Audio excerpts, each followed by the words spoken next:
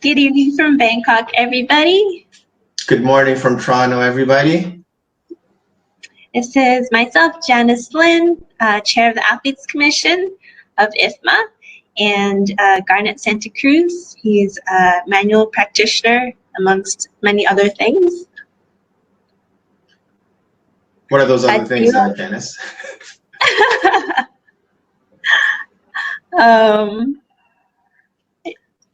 Yeah, there's too many to list. Well, for everyone for anyone that's tuned in from the past 2 episodes that we had, this is our 3rd one, so lucky number 3. Hopefully this is the case. Here in Toronto, I'm a registered massage therapist. I'm also a certified personal trainer, so strength and conditioning coach.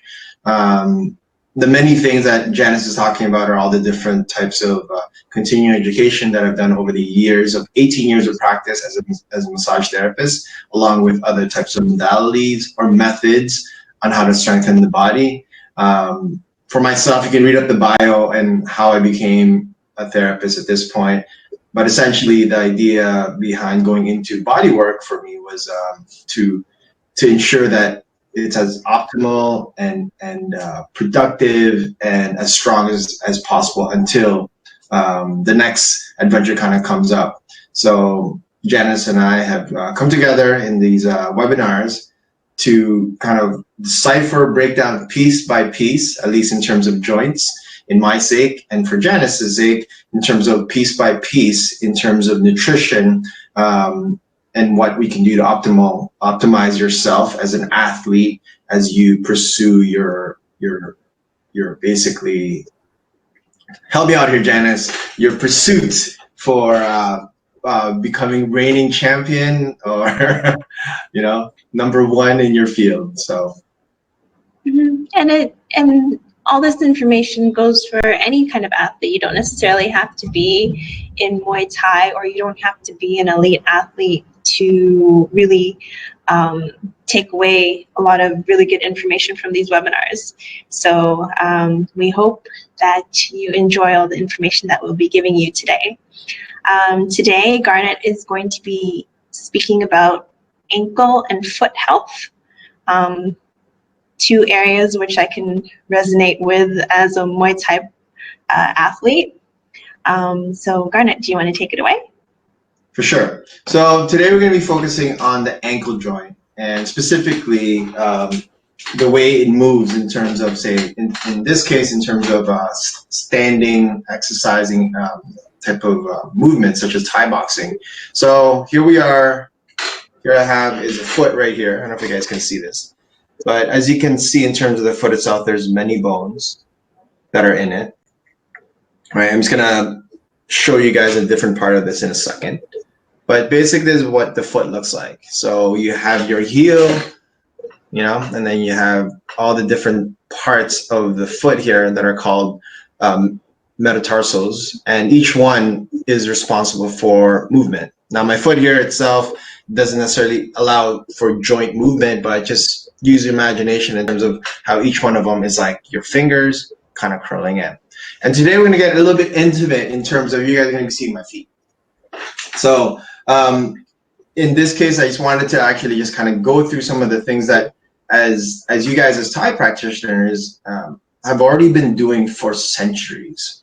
And what I mean by this is that for a lot of the Thai boxing that I've done, very, very short, but this is how I kind of got connected with IFMA here, is that in the beginning of every training practice or set up for actual training, the rigorous training of Thai boxing, is that you guys normally already do circles in terms of joints, correct? So everyone has done that at some point, right? So what you're actually doing in terms of doing circle joints, or those circles in terms of your wrists, elbows, and feet, is essentially what allows your foot to become a little bit more mobile and active and be able to be more explosive in terms of the foot itself. Now, another part of the foot is that how it hinges itself. So you have the foot itself, and you have the bones on top of it that essentially hit pivots off of that part there. okay? And the ankle joint actually moves forward and backwards. So in our terms, in terms of anatomy or how we describe movement in the ankle, we go dorsiflexion and then ankle flexion, okay? So imagine a teep when you're doing this. So, right, when you're doing a teep, so it's actually plantar flexion. You see that? So when you're kicking someone's stomach or chest or face, if you're flexible enough, you're actually doing a plantar flexion. So that movement itself. Other movements in terms of the ankle is that it actually rotates a little bit. So that's internal rotation and external rotation. And then it has a little bit more of a basically inversion or supination and inversion. Okay, so basically turning your foot inwards and outwards. So as you can see, there's a lot of movements in the joint, and it's so vital in terms of keeping your body to its optimal state. And that's kind of what I'm going to be presenting to you guys, or just going to be discussing. It's not a presentation. I want to make it a little bit informal in terms of how we're doing things, is that your feet are what grounds you to the floor and what ultimately gives you that power to be able to push, to be able to jump, to be able to even punch, because the right amount of force from the floor generated up towards the chain, towards your knee and your hip, is what allows you to even follow through with regards to the punch, if that makes sense for you guys that have good arms or strength in particular. So let me explain this a little bit. So with the feet in particular itself, you definitely want to be able to, you know, come up on your toes, as you guys can see. I know for Thai boxing, a lot of it is like basically going up on your toes, and then whatever it is in terms of a knee or even a teep, what I discussed earlier, right? So with regards to the feet, you really want to keep it as strong as possible. And for a lot of the times, obviously, for at least most of the fighters that I've come across, you usually have strong feet. And the reason for this is because of some of the rehab or prehab, I want to call it, before any type of practice, which goes back into the circles. Your wrist, your elbow, your shoulders. You guys remember this, right? I don't know if it's like across the board in terms of how you guys warm up for each crew or each ajan. They may have different methods in terms of how to warm up the body, but for the way I was taught in terms here in Toronto is that basically doing circles, the ankle, and even the knees and so on and so forth. So there's a whole chain of events. Going back to the foot itself. So with the feet itself, there's a ton of muscles involved in it. So I just have a little bit of a chart here. This is me without a shirt on. So as you can see, just joking. So I just want to highlight this part here. So that's a foot right there. So I'll give you a couple more seconds and just look at all the different names of the muscles in that foot. And I'm going to go into the actual leg itself and all the different muscles in the actual lower leg of the foot or the leg itself. So with these muscles itself, they are primarily responsible for being able to generate coming up on your toes, to be able to essentially do either swing kick. Foot health is important, and a lot of your explosiveness comes from being able to come up on your toes right away, or to be able to shift as much as you can, either to the side, the front, and really depends on how your movement is. But you have to make sure that your feet are as healthy as possible. Now, one of the first things I want you to try to do, as if you guys are watching this right now, is get your foot to move a little bit. And what does that feel like? So going back to the range of motion that I was talking about in terms of circles, what does it feel like when it's going forward and backward? Side to side, or internal rotation, and even inversion and supination. Okay? So basically turning in and out. What's the quality of that? How does it feel? Once you guys actually go through that portion of it, as we're going into now just checking or assessing your feet, go through the actual foot itself. What does that feel like? So what I want you to do is actually grab your foot, each part of it. So we're going back to this portion of the foot itself and how there's different types of bones in the actual foot. feel it. I want you to feel it. So go through each joint, okay? Feel the toes, each one of them. There's 5 of them. I hope you have 5 toes, but each one of them. Feel it out. Feel the bones, okay? You'll see like your ankle is probably the easiest part of the foot and ankle that you can feel or see. So if you're looking at the ankle joint itself here, it would be in this part here. So essentially this part. So feel it up in terms of all that stuff. So going back to the foot itself, what does it feel like? Is it tender? For a lot of fighters and runners, and I want to put this together, at least in terms of just overtraining, the bottom of the foot for a lot of fighters and runners tends to be tender right here. Okay, so that's your plantar fascia. So when your foot starts to burn and you can't run anymore on it, it's because most of the case of the time is that there might be a slight injury or tenderness, or it hurts in terms of the bottom of the foot, and this is called the plantar fascia. And they often would call it plantar fasciitis, which is fascia is this the tissue that's essentially acting like a spring from your heel to your toes.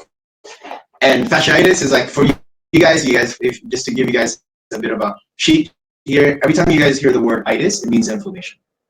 So all it is that plantar fascia itis. So inflammation, it might be here at the heel, might be even on the side of it, and so on and so forth. So if that part of your foot is tender, check it out to see if that is one of those things that can be affected, that can cause irritation in that particular area. Okay.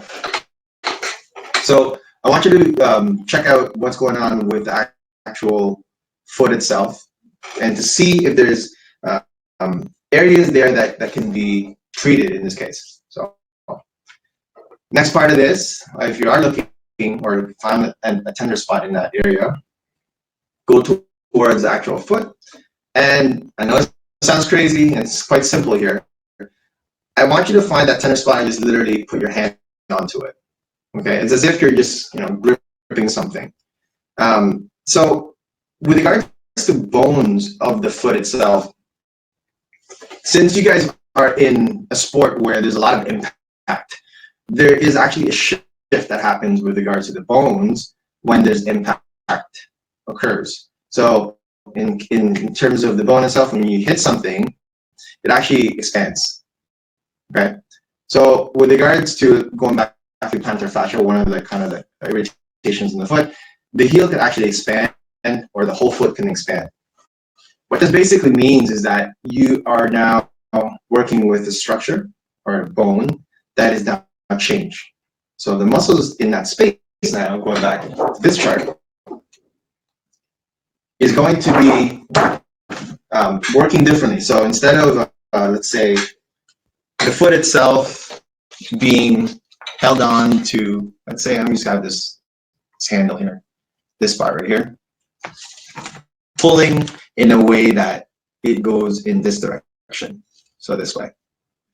So what happens to when an area gets irritated is that you're now switching the way this is going to be pulled. So it's as if the bone now, if there is a change in the bone, hopefully I'm not losing you guys, but essentially the bone changes as you create impact for it. And I'll go back into this stuff with regards to Thai boxing in terms of anatomy, are known for this law called Wolff's Law. So I'm geeking out on here a little bit, but it's important to know these things about your body. So going back to the way the bone kind of gets affected when you get hit, is that you now have a change in terms of direction. So if the need for the ankle is to pull in this direction, now you have a change in the bone, which I'm just going to use my wrist here as that. So now the tension is going to be slightly different. Okay. So one of the things I often say to a lot of my athletes is that you guys are the worst cheats in terms of muscle testing, because the body itself, athletes in particular, have this capability of switching the way your movement can be performed by using different types of muscles. And the muscles of every muscle has about 2 or 3 different options of movement, and there's this part of it in which like it's really good at one thing.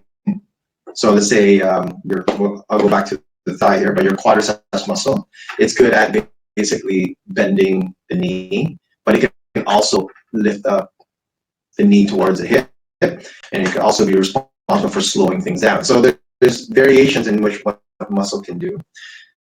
But essentially, when there is a change in the bone, if there is an injury, if you've been hitting the bag many times and missed it and hit a pole instead of the bag, there's going to be a change in the foot that now has to be fixed. So for anyone out there, so I'm wondering if there's people out there that have experienced hitting something really hard. It could be your knee on a coffee table, or it could be your partner's shin, and it just doesn't heal up as fast as it should. That usually means that the bone itself has been traumatized a little bit and needs to be reset. Okay. So with that being said, we do have to go through the process of that area of basically calming down or having less itis. Remember what itis is, guys? It's a pain, it's an inflammation, and so on. So we just have to wait for that to settle down. And you guys probably already know about this, but does anyone know what rice is? So it's not what you eat, okay? I'm Asian, and I know we eat a lot of rice. It's not about that. So rice actually stands for rest, ice, compression, and elevation. So most doctors will often give you this kind of model or this method when you do get hurt, to put your feet up, put ice on it, put a compression on it, and basically just wrap it up, and just let the inflammation kind of calm down. So that's a good way of just trying to take away the pain from that area. The one thing that they don't tell you to do though is massage the actual foot space in particular. Now, it's really important to get circulation into that area. And for athletes, and so what Janice was saying earlier, this is not just for Thai boxers, this is just for being active in particular. And the pursuit of doing something is to basically have less injuries in the process of it, or recover as quickly as you can. The recovery part is being able to massage that particular space.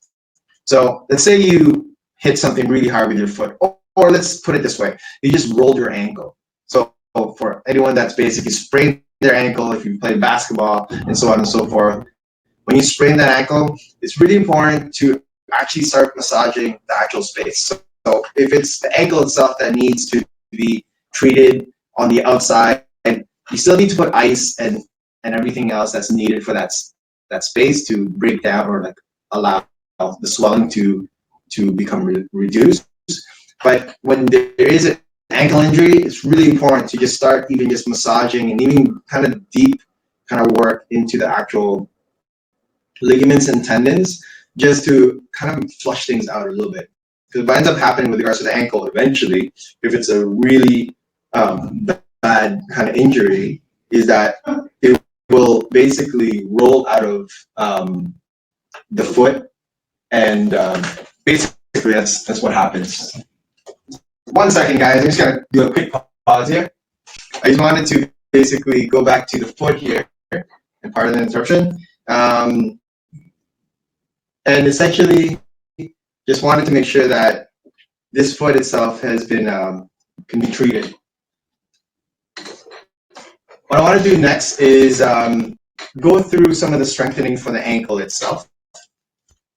So to strengthen the ankle, you want to make sure that you want to do like the function of it in terms of being able to do calf raises, bring your toes up, and even bringing it inwards and outwards. Okay, so this motion itself is really important. Just using the chair here, I want you to try to, in a way, just try to figure out in terms of range of motion what's going on with it. So if you have this motion, can you do it? This motion, can you do it? And so on and so forth. Okay, check it out on your side if you can go through these motions without any pain. So one of the things I forgot to mention is that after the swelling and such has occurred, I want you to make sure that you can go through some of the ranges of motion in the foot without any discomfort or pain. Once you basically figure it out or have the ability to do so, it's really important to be able to strengthen the forefoot itself. So that essentially what that is a calf raise. So that motion in particular. So what this means is that when you are doing a calf raise, is that you're doing this motion. So for you guys, in terms of the sport itself, I know that you work enough in terms of being able to do a calf raise and then knee, right? So here, so the explosiveness of that in terms of difference of just doing this motion to this motion is really important. The foot itself, in terms of also balance, is also key in terms of just making sure as you move from when it's injured to healthy enough to be able to do some of the actions, you want to make sure you want to test it out. One of the exercises that I have my patients do is to be on one foot, and I try to basically touch the foot itself just for that person to move away from me. So the idea behind that is that you're trying to get that person off kilter.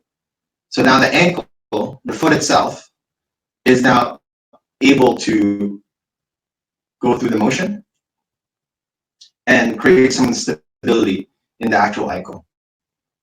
Okay? I want to do this on both sides.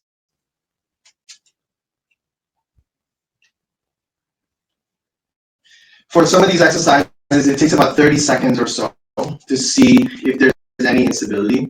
For someone that doesn't have much mobility in the ankle itself, they'll probably fall over, and hopefully they don't get hurt when you're doing these exercises. But since there's ways of testing the ankle, and doing it through play is probably the most effective, at least for what I've seen over the years, versus some of the kind of isolated exercises that you can do for the foot. You can go into that eventually, but that's a workshop that we can actually look into. But essentially, you just want to make sure that the foot itself is strong enough to withstand any type of impact with regards to it. Okay, so I guess in a way, like in terms of foot health and foot strength, you just want to make sure that the foot is as active as possible, as much as your hands and wrists. And earlier, I don't know if you guys saw it, but I had this joint here in which I placed it on top of this leg. I don't know if you guys noticed, but this is actually a hand. And these are hands of the wrists and bones. The wrists and the actual forearm muscle itself. Not much difference from this to this. Pretty much the shin bone and your forearm bone, they're similar in the making, in which you can create a lot of movement in that space, similar to the wrist in particular. So the next, we'll talk about this next time, but it will be moving into the wrists and arms. And the idea behind a lot of these things that we're showing you is that there is a link with every single part, essentially, of the bones in the body, and how it can perform optimally if you can get every single portion of this to actually activate. Okay, so I think at that point, I want to transition next to Miss Janice and have her on next with regards to what she needs to present with this. Hey, Janice. I have a question for you, Garnet. Sure. So I remember when I was training, I'd oftentimes roll my ankle. Is there a reason for that other than just being very clumsy? Okay, so I can disclose anything about your body, right? Just in case. Okay. Yeah. So sure. Janice's foot is she's flat-footed, and thing is, with regards to Janice's just if you look at her stature in terms of particular, it's just that when you're flat-footed, you're already in a disadvantage to begin with. So what ends up happening is that you have a tendency to be able to kind of roll inwards a little bit more. So for Janice to be a little bit quicker, she needed to be on her toes. But what ends up happening is that if the muscles in the inside part of the actual foot is not loose enough, it's going to want to pull in that direction.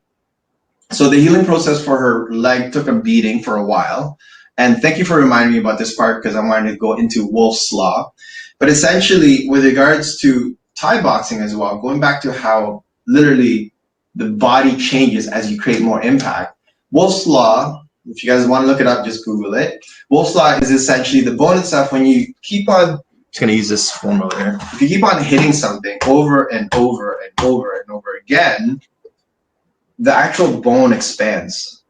So with that being said, is like when you are getting hit in the shin when you're doing a check, like that's impact on its own. And it just changes the dynamic of how it goes into that foot. So it's a matter of years of training for you. It's a matter of you're doing a lot of explosive movements, such as like doing high knees or skipping or doing anything that's, I think at that time as well too, you're doing a lot of hill training, Janice. So with hill training, you're going to be stretching a lot of the ligaments and tendons in the foot and ankle.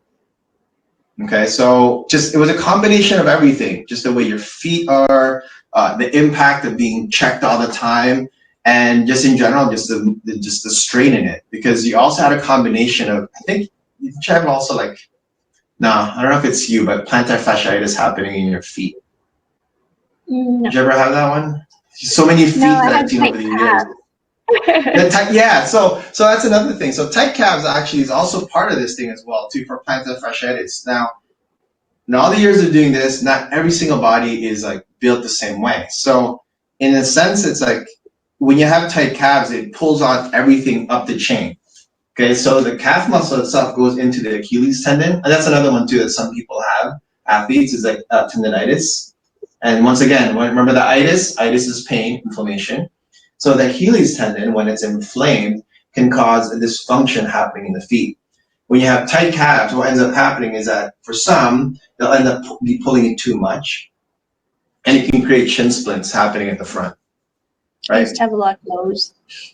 Yeah, so Janice has really like developed calf muscles. She has strong legs. You know, that's the way, the makeup of her body. But essentially, a lot of it is just a matter of just trying to make sure that going back to the ankle range of motion, right? Going back into it, just to make sure that you're actually going through the check. It's a check for me. Every time I do any type of stretching for the body itself, when I'm going through assessment with you guys, is that like I'm just checking to see what is restricted in that space. So overtraining, just make it long for you, Janice, but I'm trying to recall your treatments. And just essentially just making sure that the muscles and ligaments and tendons around that area have the capacity to be able to expand. You know what I mean? So does that answer it a little bit in terms of why or how your foot continued to be in pain? Mm-hmm. Thank you. No worries.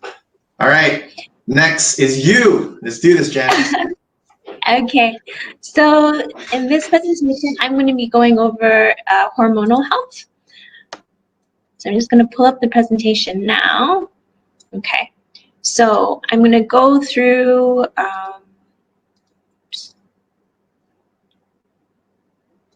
what hormones are, and I'll be targeting a few systems. There's so many hormones our body has, but I can't go through all of them. But these ones that I've chosen are very important. And we're also going to be going into a little bit of autoimmune disease. So it's kind of going to be like a template on why various autoimmune diseases occur. Because of hormonal imbalances and because of excess training, because of various aspects of your life, like stress of your job or trying to balance training and jobs and trying to excel in Muay Thai. All these things combined can create imbalances in your body, and this affects us greatly. And I kind of just want to go a little bit deeper into why this occurs. Okay, so what are hormones? Hormones are your body's chemical messengers. They travel in your bloodstream, into your tissues and your organs. They work slowly over time and affect many processes, including growth and development, metabolism, sexual function, reproduction, and mood.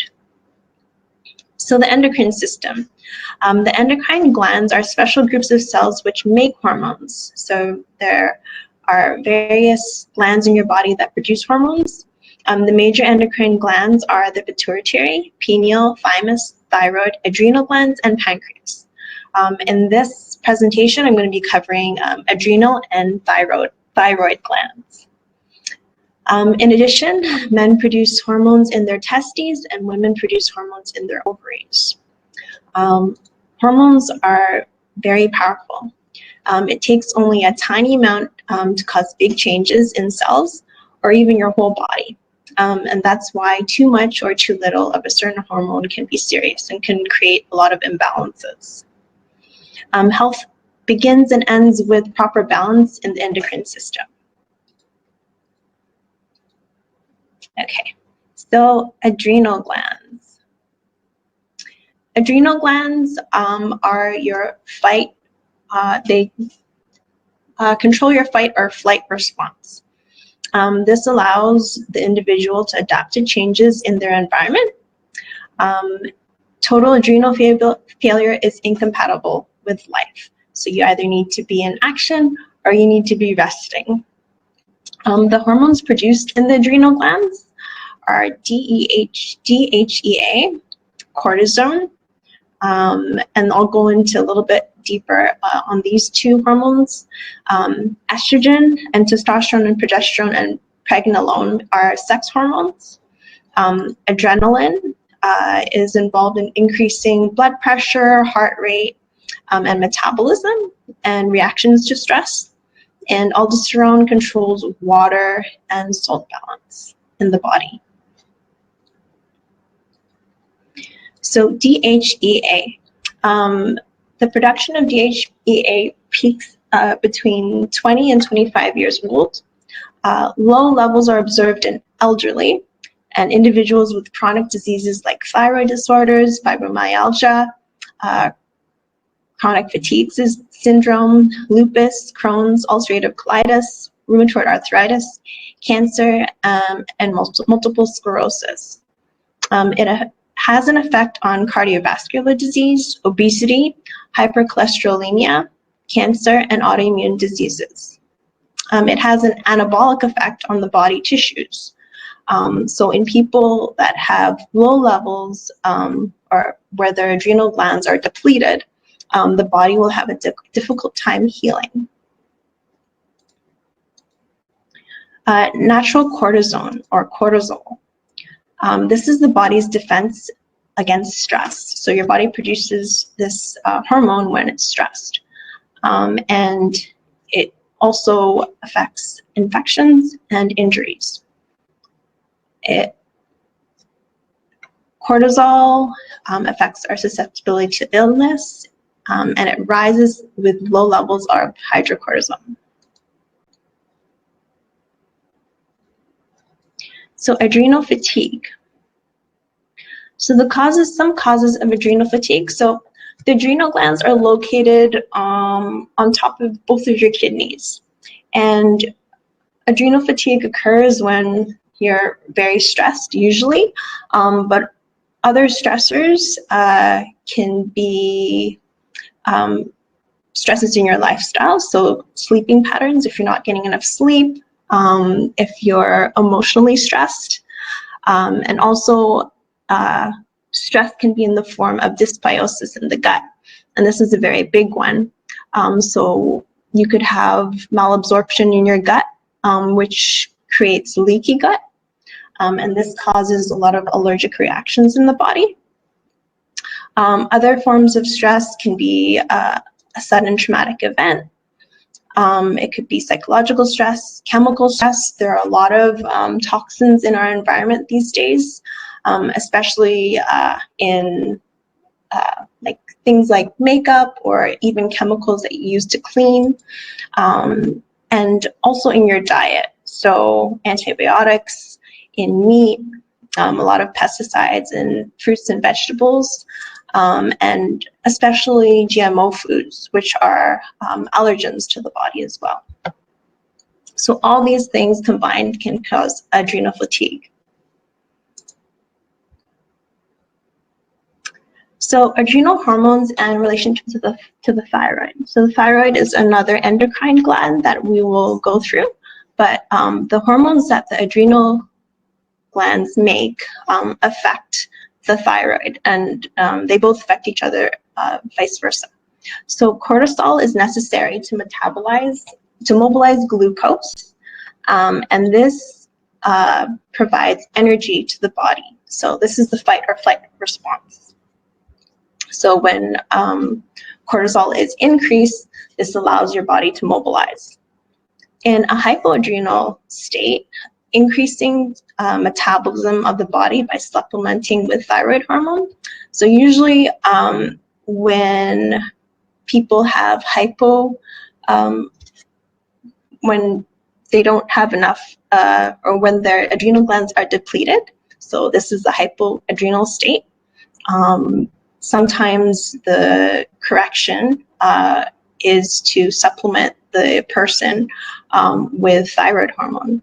But giving them thyroid hormone will actually overload the adrenals and push them to failure. So there needs to be a deeper investigation than just supplementing the body with certain hormones. And I'm here to kind of explain things that you should do to help to increase the function of the adrenal glands and also the thyroid. So low cortisol production impairs iodine absorption and desiccated thyroid absorption. So if you have low cortisol, you won't be able to uptake iodine properly, and iodine is involved in the production of thyroid hormones, which I will go through their functions later, and desiccated thyroid absorption. So again, if you're giving somebody thyroid hormone, if they have low cortisol levels, or if their adrenal glands are low in function, they won't be able to take up or absorb the thyroid gland effectively. So high cortisol production impairs thyroid stimulating hormone, which stimulates the thyroid, and it also impairs the production of T4 to T3. So T4 and T3 are active forms of thyroid hormone. So let's get into the thyroid gland. So as you can see in the diagram, the thyroid is a butterfly-shaped gland, and it sits horizontally across the base of the neck. Disruption can impair so many functions in the body. It produces thyroid hormone, which is vital to several critical functions throughout the body. It regulates heart rate, breathing, metabolism, blood pressure, the menstrual cycle, body temperature, and it has many more functions as well. So there's not a single cell in the body that doesn't depend on thyroid hormone in some way. So, and there's a complex chain of chemical reactions that produce thyroid hormone as well. So you can imagine if the adrenal glands and the thyroid gland interact, if one is off balance, you can see how much effect it can have on the body, because the thyroid gland is so important. So importance of thyroid hormones. So thyroid stimulating hormone 4 and T3 are the active forms of the hormones in the thyroid. Every muscle, organ, and cell in your body depends on adequate thyroid hormone levels for achieving and maintaining optimal function. Thyroid hormone acts as the body's metabolic regulator. Untreated hypothyroidism leads to subsequent diagnosis of depression, fibromyalgia, chronic fatigue syndrome, cardiovascular disease, high cholesterol, and other degenerative functions. So in this list, there are two cases: somebody which has hyperthyroidism and somebody who has hypothyroidism. So the symptoms are often opposite of one another. So for example, Somebody with hypothyroidism is deficient in thyroid hormone. Symptoms include a slowing down effect. So they will have a sluggish metabolism, they can gain weight easily, they're often tired, they're very forgetful, they have cold intolerance or sensitivity to cold, they're often depressed, they have dry skin, they're constipated, they have a loss of ambition, they lose hair, they often have muscle cramps, stiff, they have joint pain, emotional liability, and they often lose hair on the outer third of their eyebrows, and they often have menstrual irregularities, infertility, and weakness. Somebody who has hyperthyroidism, it's kind of like a stimulatory effect, so it's kind of the opposite. They lose weight easily, they have heart palpitations, they're often anxious, their eyes are often protruding, they have tremors, they're often irritable, they often have menstrual disturbances as well, they can have fatigue, they're heat intolerant, they have a big appetite, but they also lose hair as well. So with respect to hypothyroidism, it's often a condition that's misdiagnosed, or I think doctors fail to recognize it. Stats show that 40% of North Americans, so 4 out of every 10 children or adults are suffering some sort of hypothyroidism, and only 2 to 5% of hypothyroid cases are diagnosed. So with respect to hypothyroidism, there are various factors which cause this misdiagnosis, and for various reasons, and I will go through them as well. So with hyper and hypothyroidism, and also adrenal fatigue, or the imbalances in the adrenal glands, oftentimes patients will develop some sort of autoimmune disorder. One of the common ones are Hashimoto's disease. So Hashimoto's disease, it's very tricky, and because the patient can fluctuate between hypothyroid and hyperthyroid symptoms, and can experience symptoms of both simultaneously. The thyroid gland is not sluggish. The immune system has identified thyroid cells as foreign or harmful substances and develop antibodies to attack the thyroid. These attacks lead to inflammation and damage in the cells that produce the thyroid hormone. So thyroid cells are damaged and destroyed by the immune system. Thyroid hormones are stored inside the thyroid cells and are released into circulation, leading to excess thyroid hormone. Eventually, the extra hormone is cleared out of the body and the person becomes hypothyroid, as the damaged thyroid gland has a difficult time making enough thyroid hormone. So people with Hashimoto's, again, their symptoms fluctuate. So they might begin with hyperthyroid symptoms of irritability, anxiety, and restlessness. But once the hormone is cleared out, they may be feeling a sense of apathy and depression, which are symptoms of hypothyroidism. So this can happen again and again, and the person may feel like they're on a roller coaster. So people with Hashimoto's experience a variety of other inflammatory problems such as IBS, acid reflux, diarrhea, constipation, bloating, rashes, allergies, pain, and other non-specific symptoms.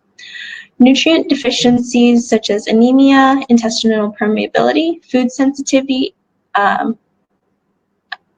poor stress tolerance, and hypoglycemia can also often occur.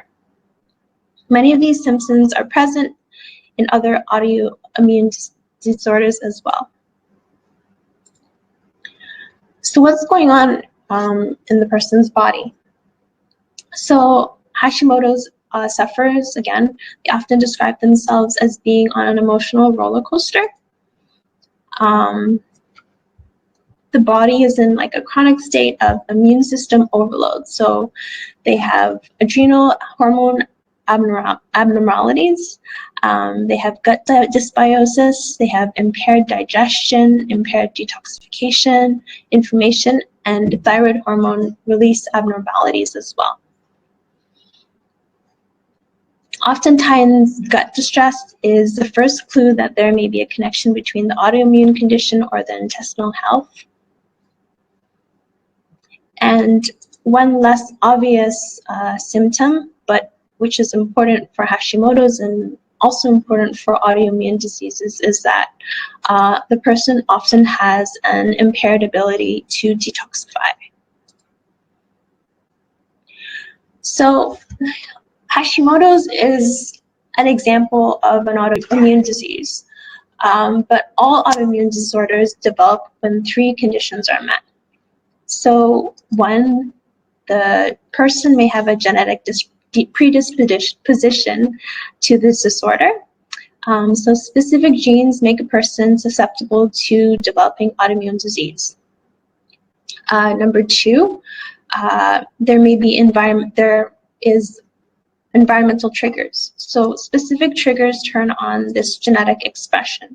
And this is often in the form of stress or toxins that cause this genetic predisposition to occur. Also, people who have autoimmune disorders often have intestinal permeability. So this intestinal permeability interrupts the immune system's ability to regulate itself. And all these three conditions need to be present in order for a person to develop an autoimmune condition.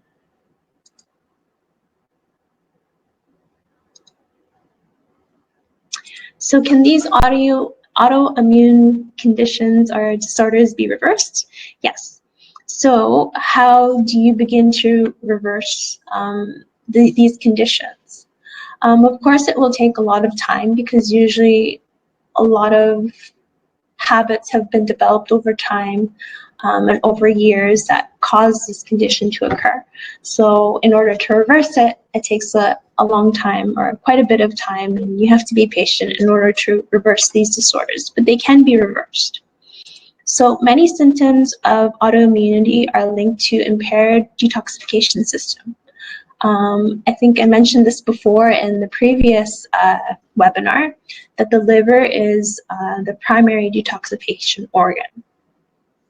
So signs of liver dysfunction include digestive problems, extreme sensitivity to supplements or medications, fatigue, and breakout. So your liver is the main detoxification organ. So if this organ is congested or if it's unable to keep up with all the toxins that are being bombarded in the body, it's going to have, or the person's going to feel more sensitive or have more allergic reactions to certain toxins and medications or environmental factors.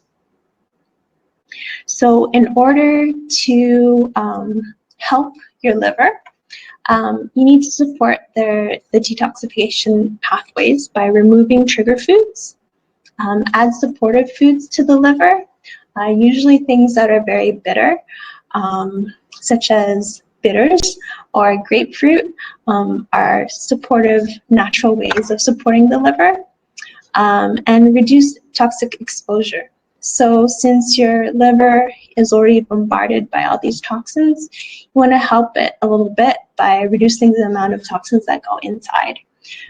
So reducing foods that contain pesticides. So what I often advise to my clients is take a look at the, on the web, on the internet, there's often, every year they post the top foods that have the most pesticides, so the top fruits and vegetables that have the most pesticides. So if you kind of are on a budget, you may want to have more organic foods in those categories, for example. So you reduce the toxin load in your body.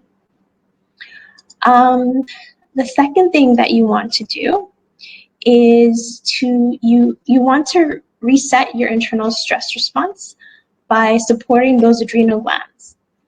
So most people with autoimmune diseases have altered adrenal hormone activity. So it might be either hyper or hypo. Adrenal hormones are also known as stress hormones, like I said before, and they tame our inflammation. So mobilized toxins produce inflammation, and if left unchecked, this inflammation can lead to exacerbated symptoms of fatigue, pain, and headaches. So in order to help your adrenals, you want to rest, you want to de-stress, and you want to replenish with really good foods that have a lot of nutrients. And you can also add adaptogens to your diet.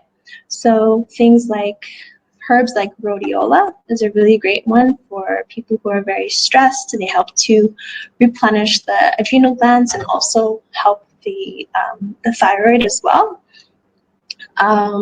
Siberian ginseng is a really good one. It's very tonifying for your adrenal glands. And also holy basil. So there's a tea that I love to have, and oftentimes people who are kind of weaning off caffeine, I kind of advise them to maybe take some Tulsi tea. So Tulsi is also holy basil, and it's very great for helping you to lower your stress, but it's also tonifying for the adrenal glands as well. So you also want to take care of your gut health. So that's the third one.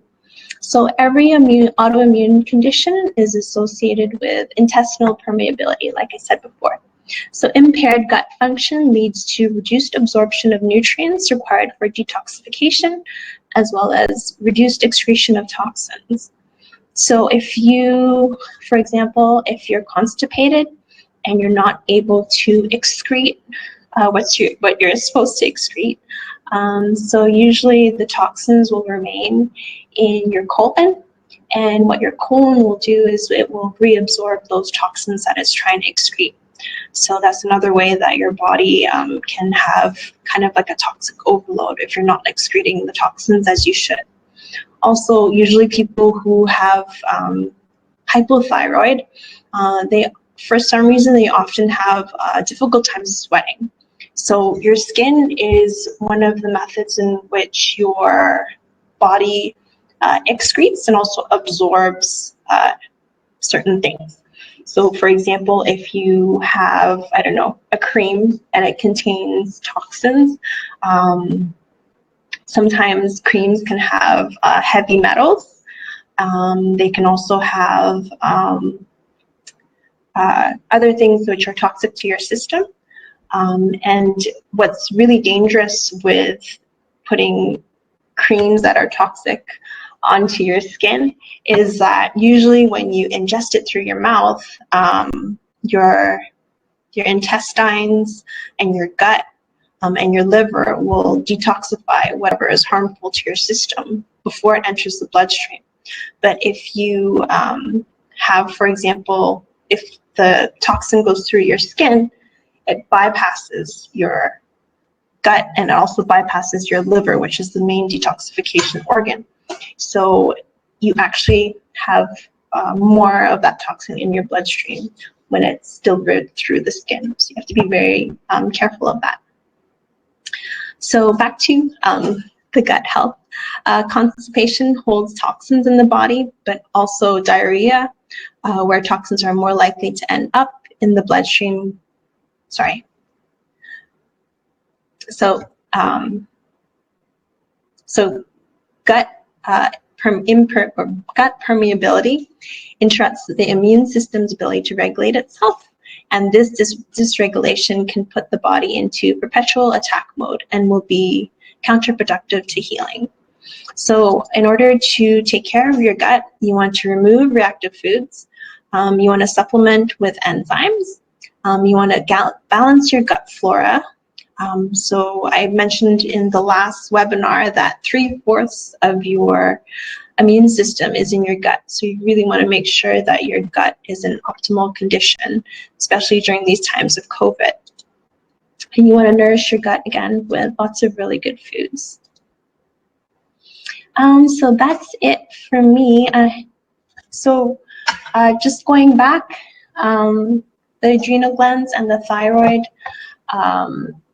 are very important with respect to multi-athletes, because we're often when you're in fight mode, this also has an effect on your adrenal glands.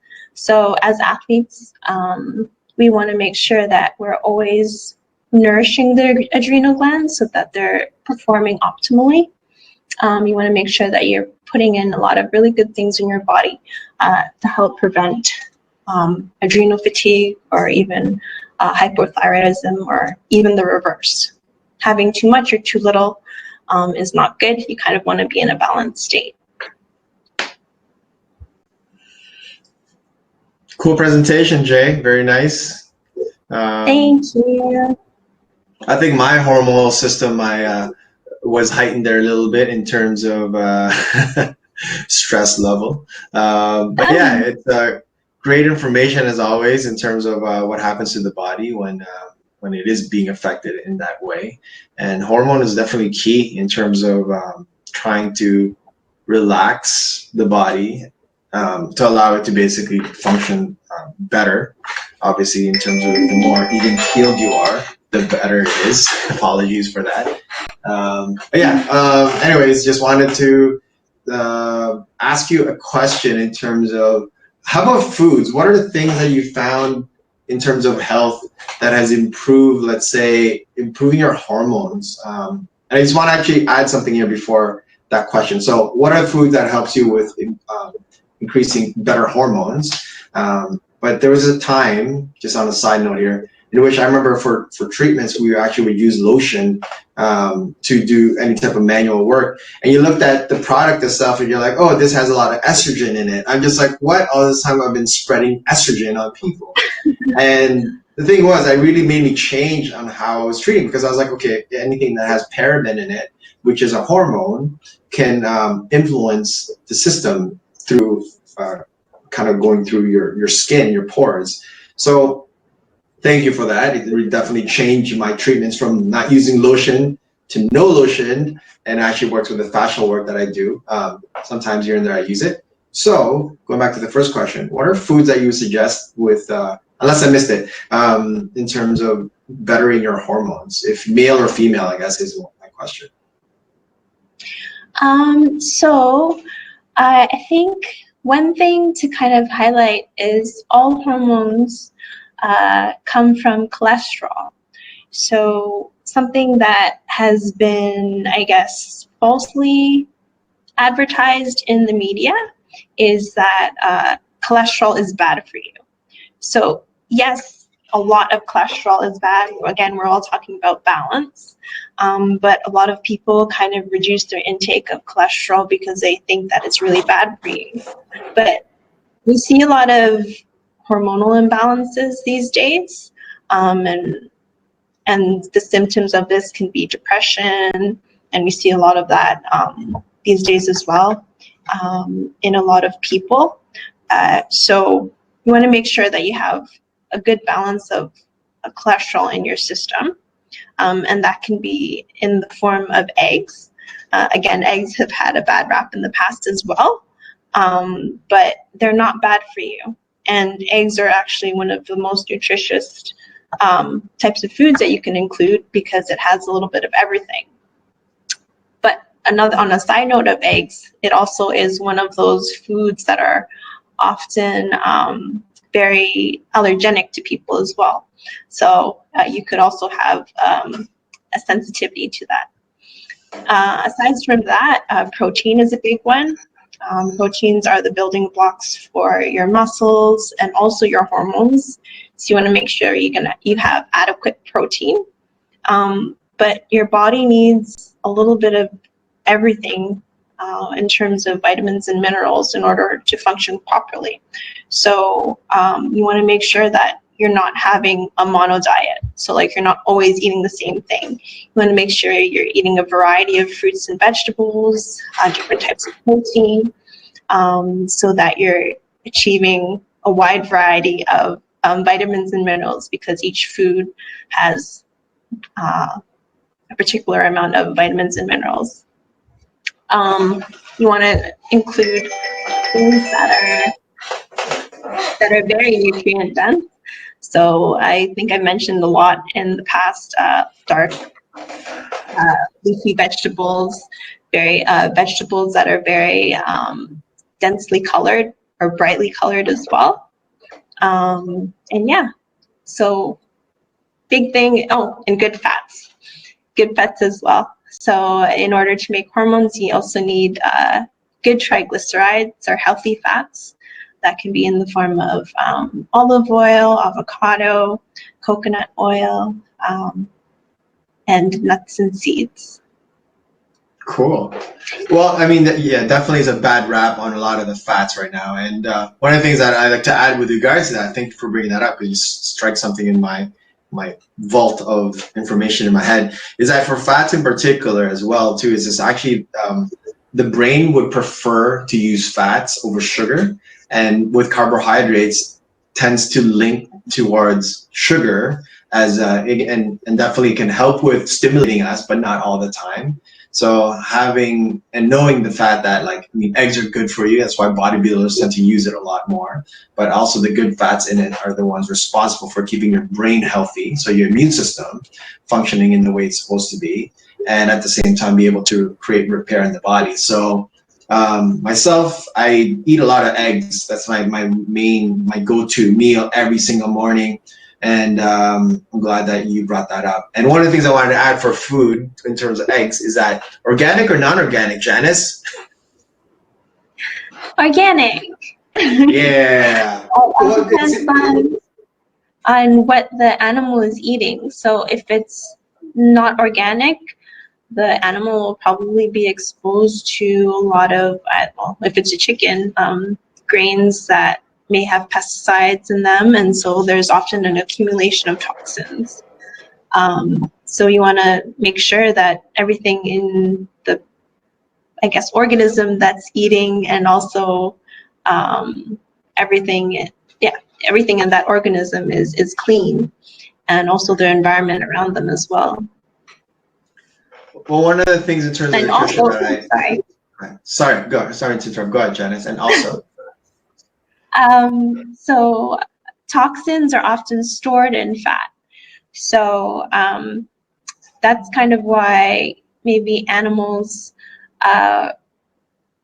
or even, that's why animals that are non-organic are worse for you, because they have an accumulation of more pesticides and stuff in the animal fat. That's just a side note. Cool. No, I mean, I was just gonna say, in terms of the option, obviously, in terms of food, is that I do get time and time questions of like, what do I eat, how much of it, and so on and so forth, being a trainer as well and as a coach. And I often tell people, like, eat local as much as you can, not local, no crazy, but local around your surroundings. And if you can afford to, here in Toronto or in Canada, in terms of organic food, it's definitely double the price, especially with COVID times. It's probably tripled the price now because of just there isn't as much supply in these times. So, I mean, for the most part, eating a balanced meal, like what you said, or a balanced plethora, or different kinds of colors of food and meats and so on and so forth, really influences our gut health, our systems in particular. If you can buy organic, amazing. If you can afford it, amazing. I mean, in certain places in the world, like when I used to live in the Philippines, everything was organic, because you knew exactly where things were coming from. They weren't necessarily fed with hormones and everything else, or injected in hormones. So a lot of the foods were really coming from the animal eating what's on the floor or on the ground, and that essentially is going to be your meal.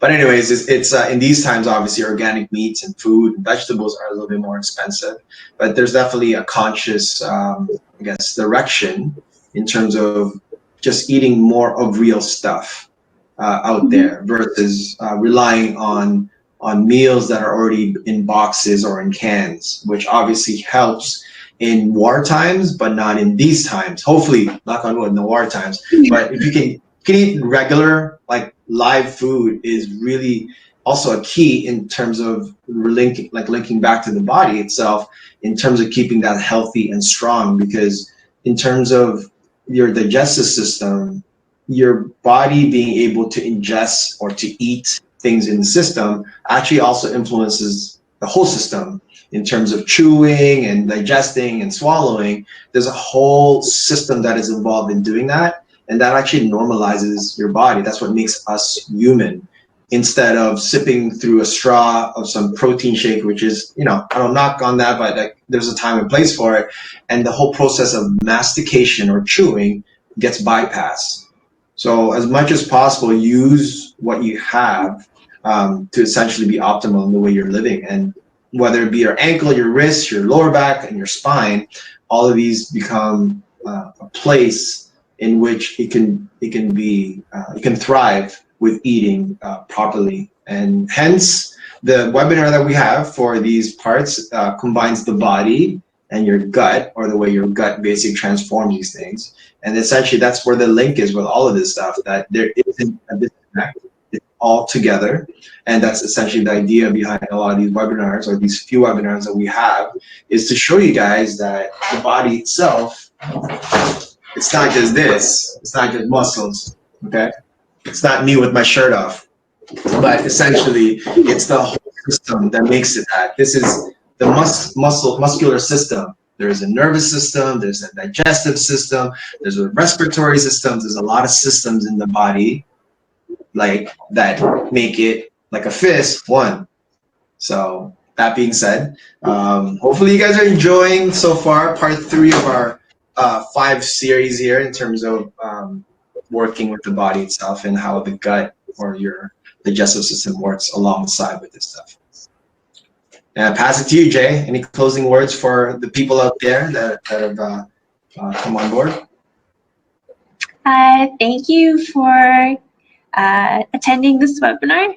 And again, the webinar will be reposted for a replay. If there are things that you missed, or if you want to share any of our information with your friends and family that some of this information might be important to. So be on the lookout for those links on the IFMA Athletes Facebook page and also Instagram, and also the IFMA website as well. And then also visit Garnet's website. And if you really like what you've been hearing, don't be afraid to ask him questions and send him an email. And he's also available for online treatments, if I'm not mistaken. Yeah, we're still live with regard to that, virtual treatments with physiotherapy, and just being able to also do physiotherapy, online training, and just in general, even for consultation in terms of what's going on. We do offer a free 15-minute consultation, what we do, in which you can connect with physiotherapists, massage therapists, even like other fields of practice in our surroundings. And if we don't have the answer for you guys, and we don't want to be saying like this is the end all and be all of everything, we can access individuals that are probably smarter, better looking, more chiseled than ourselves. But essentially, the whole idea behind what we do is to ensure that you are optimal in terms of your body and that you are ready for the next adventure, fight, competition that you may be putting yourselves into. And just essentially, if you want to check it out, it's www.moaliving.com. We're pre-active on Instagram at Moaliving, and also on Facebook, same thing at Moaliving. If you have any questions, give us a call.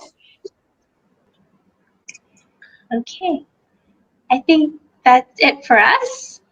If you have anything else to say, Garnet? Oh, I'm nothing else except for stay strong, push forward, stay healthy, focus on your goals. Don't sweat the small stuff, essentially. Laugh at the world is essentially what I try to do in these times, and nothing is really that serious. Just you got to find ways to see the joy and everything else that you have. So carpe diem, you know what I mean? So for now, keep it balanced. I'll see you on the next webinar. What is the next webinar, by the way, Jay? So they can get a bit of a taste of that. It'll be in 2 weeks, so the 16th of September. Same time? And same time. And do we have a title for it? Because I think I remember which part it is. I forgot. Can you remind me? I'm also trying to figure. So let me just cheat here a little bit and actually check out the schedule for a second. Next, check out the IFMA athletes Instagram. We have the schedule that's there, and also the Muay Thai.sport, so the IFMA website as well. But so September the 16th. September 16th, 9 o'clock, I beat you to it. Shoulder and elbow, and the importance of water to be hydrated, H2ISO. So that's gonna be our next seminar, and do sign up early or in advance and put it in your schedule when you guys do. Just these webinars that we're doing are essentially there to educate you guys, and we're not going to be free for long, guys. To give you guys a heads up, these are free webinars that we are presenting, and it's strictly for individuals that are out there, athletes that are pursuing, in this case, like Thai boxing, but like your Janice said earlier, it is for everyone to be able to at least have an idea what's going on with your body when you don't have access to professionals or specialists that may be able to help you in this situation. So if you can, sign up now. I'm sure like the list is going to be up soon, but sign up September 16th. Hope to see more of you guys, 9 a.m. Eastern time. And what time in your time in Thailand? 8 p.m. Thailand time. All right. So we're doing elbows and shoulders. So a lot of these is going to be happening, right? Okay. Shoulders are my favorite. Oh man. Anyways, hopefully you guys can come join us next time. And for now, and we'll see you soon. Bye, everyone. Take care. Bye. Ciao. Bye.